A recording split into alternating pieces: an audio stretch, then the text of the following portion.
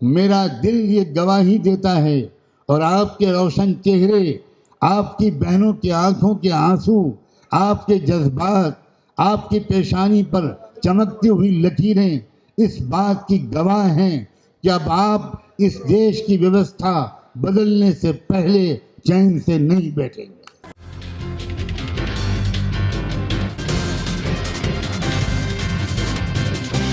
Hello, नमस्कार।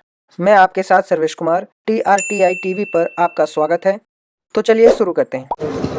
किसान आंदोलन को ऑर्गेनाइज करने वाले तमाम जत्थेदार साथियों, बुजुर्गों, भाइयों, बहनों, नौजवानों,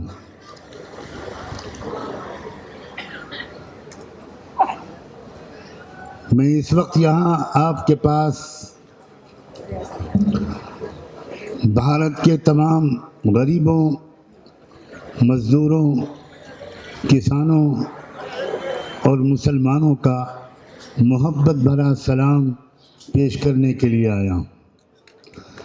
अस्सलामु अलैकुम। वाहिगुरु जी का खालसा, वाहिगुरु जी की फतेह। मैं आपसे सच कहता हूँ, जब से 2 साल पहले मुझे दरबार साहब जाने का अवसर प्राप्त हुआ था और मैंने वहाँ कुछ क्षण बिताए थे, उस वक्त मुझे, मेरी आत्मा को ये महसूस हुआ था कि इस भारत के मज़लूमों को जो नई आज़ादी मिलेगी उसकी शुरुआत दरबार साहब से होगी। बाबा गुरु नानक जी की शिक्षाओं से होगी, गुरुवाणी से होगी, और जब ये गुरुवाणी और कुरान एक साथ मिलेंगे तो उस वक्त भारत को एक नई आज़ादी मिलेगी। मेरे बुजुर्गों, मेरे भाइयों, मेरी बहनों, मेरी माँ, नौजवानों, मैं आपको बधाई देता हूँ और ये बात साफ शब्दों में कहना चाहता हूँ कि ये 3 काले कानूनों के खिलाफ सिर्फ लड़ाई नहीं है, ये आज़ादी की लड़ाई है। आप आज़ादी की लड़ाई के सूरमा हैं। आप इस देश को, जो बड़ी मुश्किल से आज़ादी जिसको दिलाई गई थी, वो दोबारा ग़ुलाम बना लिया गया, लेकिन भारत ग़ुलाम बनने के लिए पैदा नहीं किया गया है। भारत के अंदर जो क्षमता है, भारत में जो रूहानियत है, भारत में जो आध्यात्मिकता है, भारत के अंदर जो सलाहियत और पोटेंशियल है, वो इसको दुनिया का लीडर बना कर रहेगा और भारत को दुनिया के नेतृत्व के पोजीशन तक पहुंचाने के लिए मुझे ऐसा लगता है खुदा ने आपको चुना है। ये तीनों कानून, कहा जा रहा है कि आज तक किसी ने कोई बताया नहीं कि इस कानून में काला क्या है। मुझे नहीं लगता कि काले कपड़े को बारे में कौन क्या बताए कि इसमें काला क्या है, वो तो पूरे का पूरा काला है। इन 3 कानूनों को बनाकर इस बात का पूरा इंतज़ाम किया है भारत की सरकार ने कि हमारे हज़ारों लाखों किसान भाइयों की खून पसीने से जो अन्न पैदा हो वो 2 व्यापारियों की तिजोरियों में बंद हो जाए। इस बात को समझने के लिए किसी ज़्यादा ज्ञान की ज़रूरत नहीं है, ये कोई रॉकेट साइंस नहीं है। जब आपने ये कानून बना दिया, जब आप एसेंशियल कमोडिटीज़ एक्ट को ख़त्म कर रहे हैं और भंडारा करने की इजाज़त दे रहे हैं कि व्यापारी जितना चाहे अपने गोदामों के अंदर गल्ले को स्टॉक कर ले, और जब देशवासी ये देख रहे हैं कि इस कानून के बनने और बनाने से पहले 2 साल पहले से देश में अडानी के गल्ले के भंडार जो लाखों टन गल्ला इकट्ठा कर सकते हैं वो बन के तैयार हो गए। तो क्या आपने हम देशवासियों को मूर्ख समझ रखा? क्या आपने हम देशवासियों को अंधा, बहरा और गूंगा समझ रखा है? देश अब पूरी तरह समझ गया है। मैं आपको यकीन दिलाता हूँ, भारत की तमाम मस्जिदों के इमाम, भारत की तमाम मस्जिदों के विद्वान और उलमा, भारत का एक एक मुसलमान पुरुष और नारी, एक एक नौजवान, ओबीसी के लोग, SC ST के लोग, लिंगायत के लोग, सारे मजलूम और गरीब समाज के लोग इस वक्त आपके साथ शाना बशाना इस लड़ाई में आपके साथ हैं। संयुक्त किसान मोर्चे को पूरे भारत के 115-120 गरीब आवाम की तरफ से सलाम कबूल कीजिए। आप से मैं भारत की ज़मीन की तरफ से, भारत की आत्मा की तरफ से, भारत के गरीबों की तरफ से, भारत के यतीम बच्चों की तरफ से, भारत के मजलूमों और हैव नॉट्स की तरफ से आपसे ये विनती करने आया हूँ कि किसी कीमत पर आपको हिम्मत नहीं हारनी। खुदा जानता था कि इस देश में सबसे ज़्यादा बहादुर कौन लोग हैं। खुदा ने इसीलिए सबसे पहले उन्हीं बहादुरों को इस लड़ाई की जिम्मेदारी सौंपी है। आप बहादुर हैं, आप बहादुरों की औलाद हैं। आपके गुरुओं की तारीख, आपकी अपनी हिस्ट्री, आपका अपना इतिहास का एक एक पन्ना गवाह है कि आज तक कभी आपके किसी परिवार में कोई बुज़दिल और कोई बेवफा नहीं पैदा हुआ।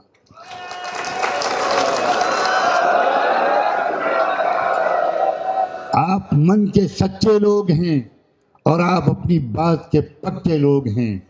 या तो आप कोई वचन नहीं देते, या तो आप कोई वादा नहीं करते। जो कुछ कहना हो वो साफ साफ कहते हैं। मैं बचपन से कितने ही सिख परिवार मेरे बड़े भाई के दोस्त थे, इसलिए मेरा अपने सिख भाइयों के परिवारों के साथ बहुत निकट संबंध था। मैंने शुरू ही से उनके अंदर देखा कि मक्कारी, झूठ और अंदर कुछ और बाहर कुछ, ये सिख समाज में ये बीमारी नहीं है।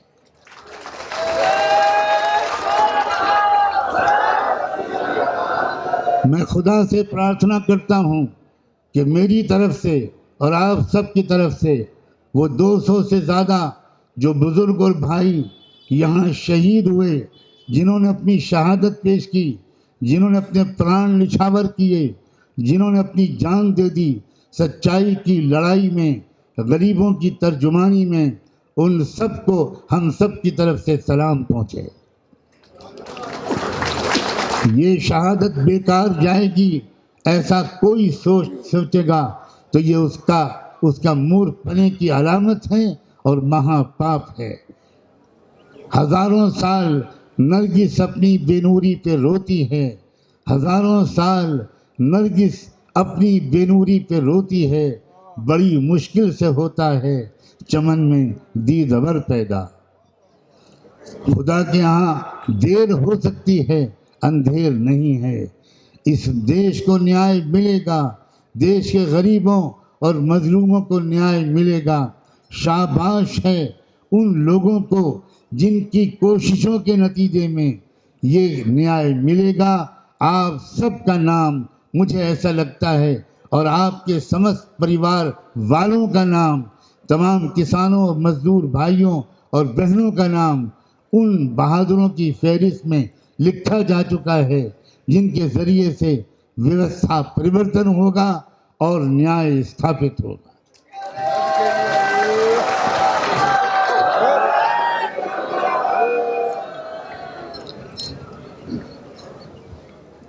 आप अच्छी तरह जानते हैं मैं YouTube के माध्यम से रोज़ाना आपके साथ शरीक होता था।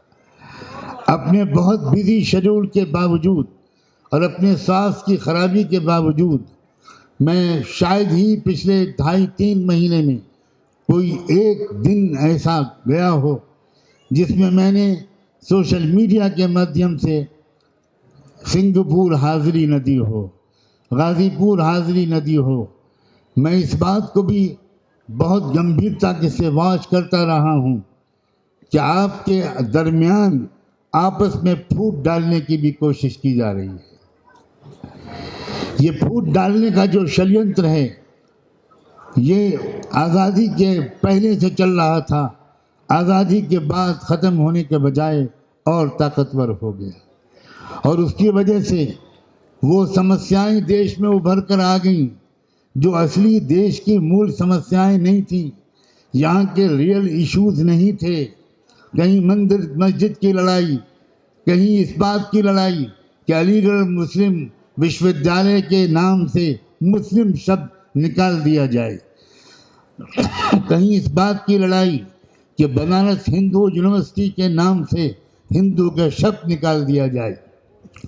देश की असली समस्याएं गरीबी है, महंगाई है, किसानों को फसलों की सही कीमत का न मिलना है। अगर आप ये कहते हैं कि एमएसपी था, एमएसपी है और एमएसपी रहेगा, तो एमएसपी के बारे में कानून के बनाने में आपको क्या रुकावट? इसका साफ मतलब ये है कि आपके इरादे अच्छे नहीं हैं। जब थोड़े दिनों के बाद आपको ये बात याद दिलाई जाएगी कि आपने सदन में खड़े होकर कहा था, फ्लोर ऑफ द हाउस में कहा था कि एमएसपी था, एमएसपी है और रहेगा, तो आप दो में से कोई एक कह देगा कि वो तो जुमला था। मेहरबानी करके अब इन जुमलों को दफन कर दीजिए गंगा में, जमुना में। इन जुमलों से देश अब बेवकूफ़ नहीं बनेगा।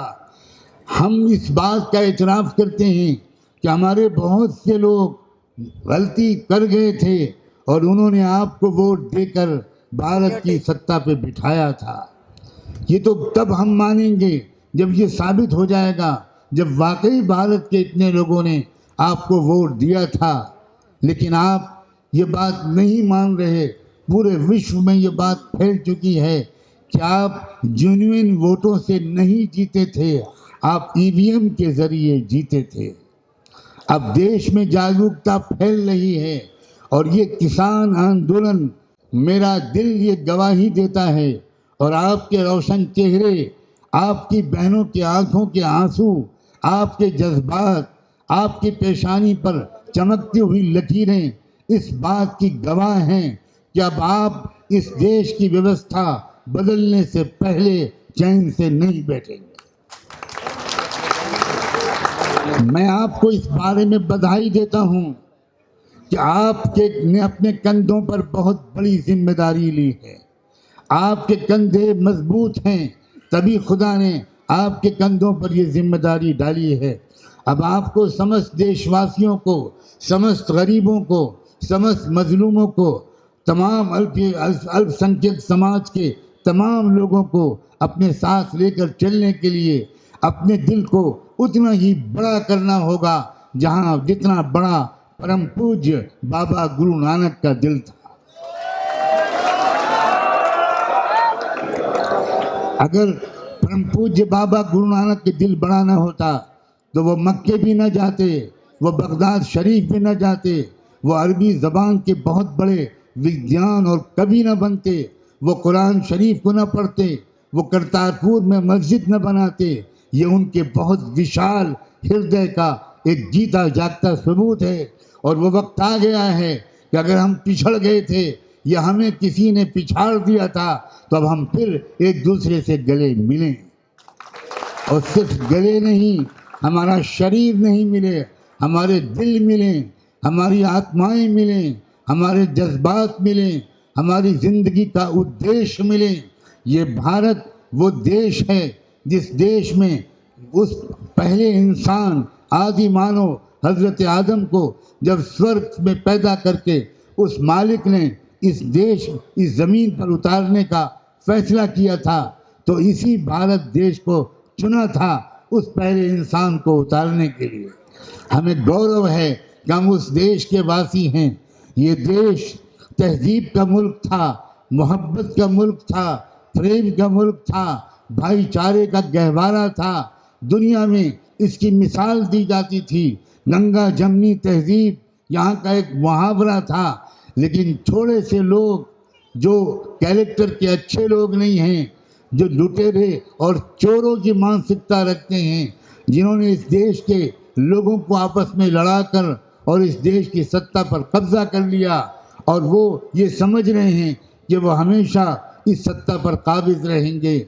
याद रहें, वो लोग बड़े से बड़े तानाशाह गुजर चुके हैं। आज उन तानाशाहों को कोई याद भी नहीं करता। मुझे नहीं लगता वो दिन बहुत दूर है जब भारत के इस समय के तानाशाह भी अपने अंजाम को पहुंचेंगे। शायद हमारे जत्थेदार बुजुर्गों को और शायद आप जैसे उनके वफादार सिपाहियों और समर्थकों को खुद एहसास पूरा शायद न हो कि देश में, पूरे देश में, कश्मीर से कन्याकुमारी तक आपके इस आंदोलन ने उम्मीद की कैसी नई शमा रोशन की है और उम्मीद की कैसी रोशनी बहाल कर दी है। हम जैसे कार्यकर्ता लोग जो 25, 30, 40 साल से इस देश की व्यवस्था परिवर्तन के लिए कोशिश कर रहे हैं, और बामसेफ के मंच से, बहुजन क्रांति मोर्चे के मंच से, भारतीय क्रांति मोर्चे के मंच से, और न जाने कितनी ऑफशूट ऑर्गेनाइजेशंस के मंच से, महिलाओं के संगठनों के मंच से इस बात की कोशिश कर रहे थे। लेकिन हमें लग रहा था कि जागरूकता पैदा नहीं हो पा रही। जितनी बड़ी मिकदार में जागरूकता पैदा होनी चाहिए और इश्यूज और प्रॉब्लम्स और चैलेंजेस और जो चुनौतियां हैं उनकी गंभीरता के बारे में जो एहसास और जो सीरियसनेस का एक फीलिंग देश के अंदर जाना चाहिए था, वो नहीं हो पा रहा। लेकिन मेहनत करने वाले मेहनत करने से चूके नहीं। और क्या किया उस मालिक ने जिस पर हमारी और आपकी सबकी आस्था है। हम और आप सब एक को मानने वाले हैं, एकेश्वरवाद को मानने वाले हैं। हमारी आपकी आस्था है कि उस एक ने ही इस देश की सत्ता पर काबिज लोगों की जो बुद्धि थी, थोड़ी बहुत अगर थी, तो उसको भी कहीं पर गिरवी रखवा दिया और उन पर ऐसी मूर्खता सवार हुई कि उन्होंने महामारी के दौरान राज्यसभा में वोटिंग कराए बगैर इन काले कानूनों को पास करा दिया। और ये काले कानूनों को पास कराने ही के नतीजे में आज हम और आप यहाँ बैठे। ये भी समझ लीजिए कि बार बार ऐसा होता है, रोशनी जो निकलती है वो अंधेरे के पेट से निकलती है। देखने वाले दो तरह के होते हैं। कुछ लोग अंधेरों को देखकर डर जाते हैं और घबरा जाते हैं और ये कहने लगते हैं कि अंधेरा बहुत फैल गया, अब तो हाथ सुझाई नहीं दे रहा, अब क्या होगा, अब कैसे चलेंगे, अब अपनी मूल्य आवश्यकताएं कैसे पूरी करेंगे। लेकिन उसी अंधेरे को देखने वाले दूसरे किस्म के ऐसे लोग भी होते हैं जो ये कहते हैं कि अंधेरों की शिद्दत इस बात की अलामत है कि अब सुबह रोशन करीब, अब सुबह करीब है। याद रखें, जुल्म को बढ़ता हुआ देखने वाले दो तरह के लोग होते हैं। जो लोग इस जुल्म को और अन्याय को देखते हैं वो दो तरह के होते हैं। कुछ लोग वो होते हैं जो समझते हैं कि अरे अब तो बहुत जुल्म हो रहा है, अब देश में गरीबों का क्या होगा, मजलूमों का क्या होगा, किसानों का क्या होगा, मजदूरों का क्या होगा। लेकिन दूसरे किस्म के ऐसे लोग भी होते हैं जो ये समझते हैं कि जब जुल्म जब बढ़ रहा है तो ये इस बात की अलामत है कि अब इंसाफ का दौर करीब है, अब न्याय की सुबह करीब है। और इस बात की अलामत ये मंच है और आप सब। अगर आपने ये हिम्मत न की होती, अगर आपने ये फैसला न किया होता, अगर हमारे जत्थेदार साथियों ने, बुजुर्गों ने ये ज़बरदस्त फैसला न किया होता कि इनफ इज इनफ, बहुत हो चुका, अब हमको बाहर निकलना होगा, अब हमको सड़कों पर आना होगा, अब हमको दिल्ली में रामलीला ग्राउंड तक जाना होगा, अब हमको घेराव करना होगा, हमको आवाज़ बुलंद करनी होगी। अगर आपने ये पहल न की होती तो हो सकता है अभी रात का अंधेरा और बहुत दूर तक चलता, लेकिन आपकी पहल ने लोगों के दिलों में ये उम्मीद पैदा कर दी है कि अंधेरा अब उसकी उम्र घट रही है और रोशनी के दिन करीब आ रहे हैं। मैं आपके इस मंच से तमाम जाट भाइयों और बहनों को भी ये संदेश देना चाहता हूँ कि जाट भी एक बहादुर कौम का नाम है। आपने और जाट भाइयों और बहनों ने ख़ास तौर पर जब आपने ये बेड़ा उठाया और पहल की तो सारा देश जात और धर्म की तमाम बाधाओं को पीछे करके आपके साथ आ गया। इसलिए आप इस बारे में चौकन्ना रहिएगा। ये तो मैं अपनी तसल्ली के लिए कह रहा हूँ, वरना मुझे आपकी समझदारी पर, आपके विजनरी अप्रोच पर, आपकी इंटेलेक्चुअल कैपेसिटी पर इतना भरोसा और विश्वास है कि आप खुद चौकन्ना रहेंगे। लेकिन मैं ये समझता हूँ कि मैं एक नेक काम करके जाऊँगा अगर आपसे ये रिक्वेस्ट करके जाऊँ, ये विनती और ये निवेदन करके जाऊँ, बल्कि ये प्रार्थना करके जाऊँ कि किसी कीमत पर जाट और सिख और ये पंच किसान एकता को कभी कोई दरार न पड़ने दीजिएगा। ये किसान ही इस देश की असल जुबान था, किसान ही इस देश की असल शक्ति थी और शक्ति है और शक्ति रहेगी। इसलिए आप अब सबको अपने साथ लगाए रखिए, खूब चौकन्ना रखिए कि जो दुश्मन है वो हर कीमत पर हमारी सफ़ों में दरार पैदा करने की कोशिश करेगा। मैं मुस्लिम समाज की तरफ से पूरी जिम्मेदारी के साथ आपको यकीन दिलाता हूँ कि देश के 25-30 करोड़ मुसलमान, जैसा कि अभी हमारे साथियों ने बार बार आपको बताया, वो सब आपके साथ खड़े हैं, वो सब आपके पीछे खड़े हैं। हम कोई नमाज ऐसी नहीं होती जिसमें आपकी कामयाबी के लिए दुआ न करते हों। जगह जगह दुआएं हो रही हैं, जगह जगह मस्जिदों में, दरगाहों में उस मालिक के गिड़गिड़ा कर लोग दुआ भी कर रहे हैं। नौजवान आपके साथ हैं, यूनिवर्सिटी के स्टूडेंट्स, लड़के और लड़कियां आपके साथ हैं। और क्या अच्छा हो कि पूरे देश में भी आपके कुछ प्रतिनिधि पूरे देश का दौरा करें। मैं जहां जहां आपका इस्तकबाल कर सकूंगा खुद करूंगा, वरना हज़ारों लोग आपको अपने इस्तकबाल के लिए तैयार मिलेंगे। मैं ज़्यादा समय आपका नहीं लेना चाहता। मैं आप सबकी हिम्मतों को सलाम करते हुए आपसे इजाज़त चाहता हूँ और अपने थोड़े से कमज़ोर और बीमार जो मेरी सेहत का हाल है उसके लिए दुआ की भी प्रार्थना करता हूँ। मेरा दिल चाहता है कि पूरे देश में इस आंदोलन की आवाज़ लेकर एक एक गांव में मैं खुद जाऊं, हर दरवाजे पर फ़कीरों की तरह दस्तक दूं कि अब घर से निकलो, अब घर में बैठने का वक्त नहीं है, अब भारत की तकदीर के बदलने का वक्त है। और भारत की तकदीर बदलेगी तो विश्व की भी तकदीर बदलेगी। इन उम्मीदों के साथ मैं आप सबकी मोहब्बतों का बहुत शुक्रिया अदा करके आपसे इजाज़त चाहता हूँ, आपसे रुखसत होता हूँ। अभी हमको फ़ौरन नमाज भी पढ़नी है। एक बार फिर मैं आपको सलाम करता हूँ। वाहे गुरु जी का खालसा, वाहे गुरु जी के फतेह। बहुत बहुत शुक्रिया, बहुत बहुत शुक्रिया।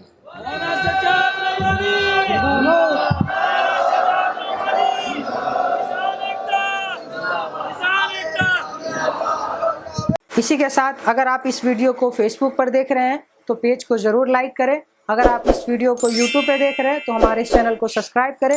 साथ ही लगे बेल आइकन को भी दबाएं ताकि हर नोटिफिकेशन आप तक जल्द से जल्द पहुंच सके। हमारे साथ जुड़े रहने के लिए आपका तहे दिल से धन्यवाद। Thank you.